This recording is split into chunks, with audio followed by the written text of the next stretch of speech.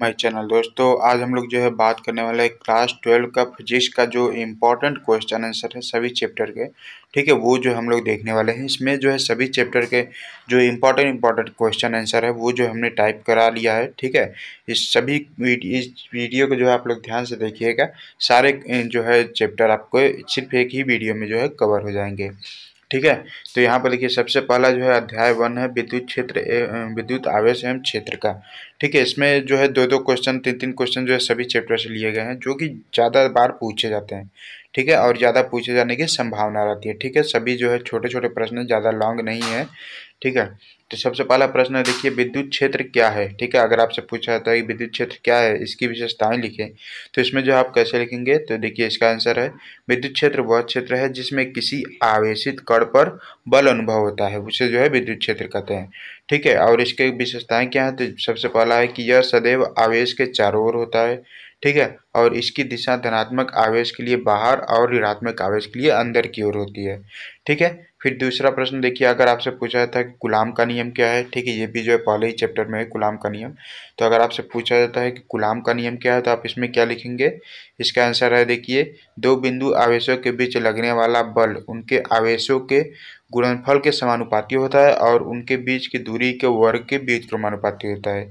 ये जो है कूलाम का नियम है। ठीक है, ये जो है फार्मूला है F बराबर के Q1 Q2 upon are square. ठीक है, ये जो है कूलाम के नियम का फार्मूला होता है।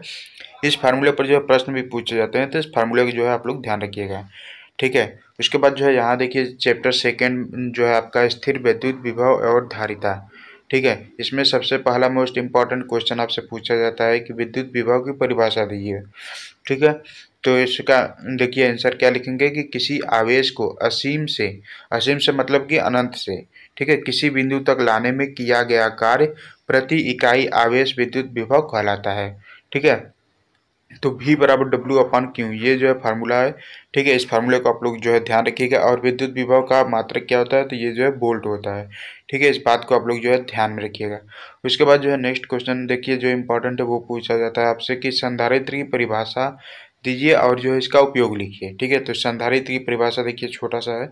संधारित्र वह उपकरण है जो ऊर्जा को विद्युत क्षेत्र के रूप में संचित करता है। यानी कि विद्युत ऊर्जा को क्या करता है, वो जो है विद्युत क्षेत्र के रूप में संचित करता है, उसे जो है संधारित्र कहते हैं।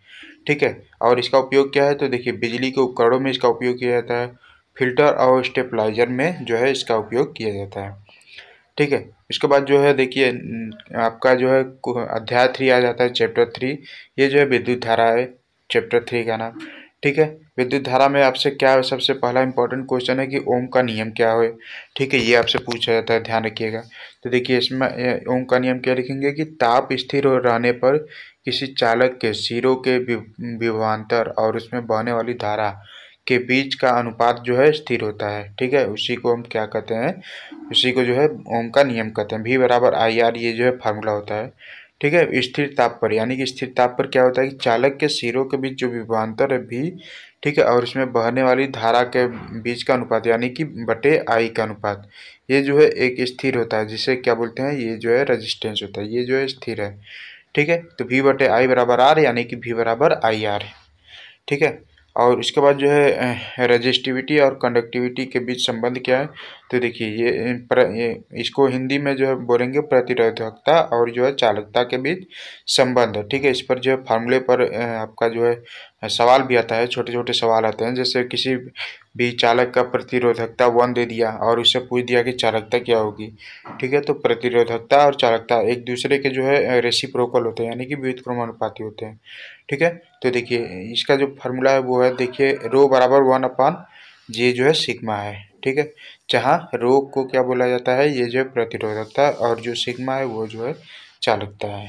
ठीक है, पूरा जो है कंप्लीट आपका फिजिक्स इस वीडियो में जो है रिवाइज हो जाएगा, आप लोग बस ध्यान से देखते जाइए। ठीक है, देखिए चैप्टर नंबर 4, यहाँ से चैप्टर नंबर 4 से आपसे क्या पूछा जाता है कि विद्युत प्रभाव और विद्युत धारा जो आपका चैप्टर है, उससे क्या पूछा जाता है। सबसे पहले पूछा जाता है कि बायो सेवर्ट का नियम क्या है। ठीक है, तो देखिए बायो सेवर्ट का नियम क्या लिखेंगे कि किसी धारा चालक तार के छोटे खंड द्वारा, ठीक है, उत्पन्न विद्युत क्षेत्र उस बिंदु की दूरी के वर्ग के व्युत्क्रमानुपाती होता है। ये जो है बायो सेवर्ट का नियम है। ठीक है, और उसके बाद जो है नेक्स्ट पूछा जाता है कि लॉरेंज बल क्या है।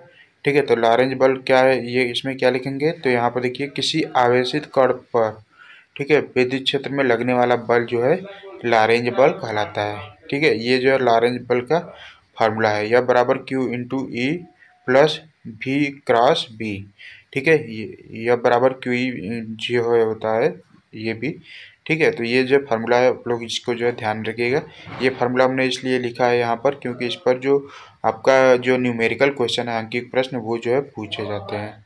ठीक है, फिर उसके बाद देखिए यहाँ जो है चैप्टर नंबर 5 में क्या पूछा जाता है, विद्युत चुम्बकीय प्रेरण से संबंधित। ठीक है, तो इसमें जो है सबसे पहले आपका फैराडे का विद्युत चुम्बकीय प्रेरण का नियम पूछा जाता है। ठीक है, तो फैराडे के विद्युत चुम्बकीय प्रेरण का नियम क्या है, तो अगर आपसे ये पूछा जाता है तो आप क्या लिखेंगे कि प्रेरित विद्युत वाहक बल। ठीक है, प्रेरित विद्युत वाहक बल उत्पन्न होता है जब विद्युत फ्लक्स में परिवर्तन होता है।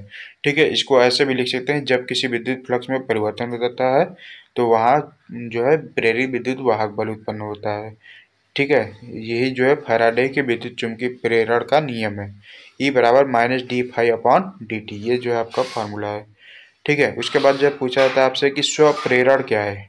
ठीक है, यानी कि आपका जो है स्वप्रेरण क्या है, अगर आपसे ये पूछा जाता है तो इसका उत्तर देखिए क्या लिखेंगे कि जब किसी परिपथ में धारा के परिवर्तन के कारण स्वयं में प्रेरित विद्युत वाहक बल उत्पन्न होता है तो उसे जो है स्वप्रेरण कहते हैं। स्वप्रेरण मतलब कि किसी भी परिपथ में धारा के परिवर्तन, धारा में जब परिवर्तन होता है तो वह जो है चालक के अंदर जो है स्वयं ही प्रेरित विद्युत वाहक बल उत्पन्न हो जाता है, तो इसी को जो है स्वप्रेरण कहते हैं। ठीक है, फिर जो है चैप्टर नंबर 6 में जो है प्रत्यावर्ती धारा आ जाता है। ठीक है, प्रत्यावर्ती धारा से संबंधित आपसे क्या पूछा जाता है कि आरएमएस धारा की परिभाषा लिखिए। ठीक है, तो आरएमएस धारा की परिभाषा की देखिए क्या होगा कि आरएमएस धारा वह स्थिर धारा है जो समान समय में समान ऊष्मा उत्पन्न करती है। ठीक है, यानी कि समान समय में समान ऊष्मा उत्पन्न करती है, उसे जो है आरएमएस धारा बोलते हैं। ठीक है, उसके बाद जो है आपसे पूछा जाता है कि रेजोनेंस क्या है।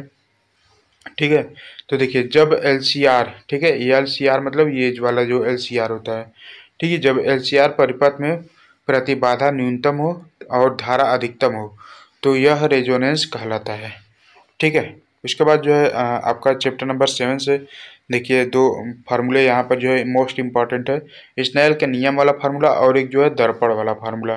ठीक है, दर्पण और लेंस वाला फार्मूला। ठीक है, अपवर्तन कोण और आपतन कोण के साइन का अनुपात एक स्थिरांक होता है, इसी को जो है स्नेल का नियम बोलते हैं। साइन आई बटे साइन आर बराबर म्यू होता है। ठीक है, फिर जो दूसरा क्वेश्चन क्या है, दर्पण और लेंस का सूत्र लिखना है। ठीक है, तो देखिए दर्पण का सूत्र होता है 1/f बराबर 1/u प्लस 1/u 1/v। ठीक है, ये जो है आपका दर्पण का सूत्र होता है, यानी कि इसमें जो है प्लस होता है। और लेंस का सूत्र क्या होता है, लेंस का सूत्र है देखिए 1/f बराबर 1/v माइनस 1/u, इसमें जो है माइनस वाला चिन्ह होता है। ठीक है, यही जो है दर्पण का सूत्र है और यही जो है देखिए कई बार क्या होता है कि अगर आपका क्वेश्चन जो है न्यूमेरिकल, अगर अंकिक प्रश्न आपसे जो है दर्पण पर पूछ दिया तो बच्चे जो है लेंस वाला फार्मूला लगा देते हैं, कई बार लेंस वाला पूछ देता है तो बच्चे जो है दर्पण वाला फार्मूला लगा देते हैं।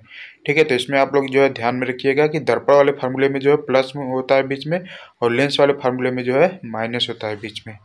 ठीक है, इस बात को जो है आप लोग ध्यान रखिएगा। ठीक है, तो ये सभी जो है आपके इम्पोर्टेंट क्वेश्चन है। ठीक है, इस चैप्टर नंबर 7 तक ये सभी जो है इम्पोर्टेंट है।